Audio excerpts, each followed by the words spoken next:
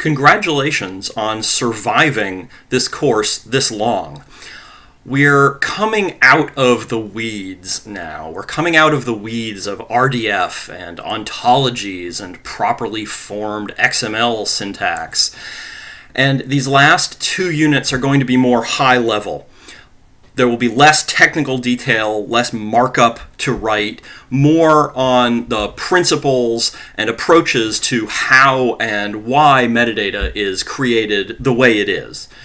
So I'm sure in the past you've had courses where principles and theory and high-level approaches come first, and then practical applications follow from that. And the way I've structured this course is that I put the practical stuff in the middle, bracketed by principles and high-level approaches at the beginning and at the end. And the reason I've done it that way is that I thought that there was some background that you needed right up front. Dublin Core introduction to what metadata is, XML, some background that you needed to make sense of the practical stuff, how metadata is created, different metadata schemas, etc.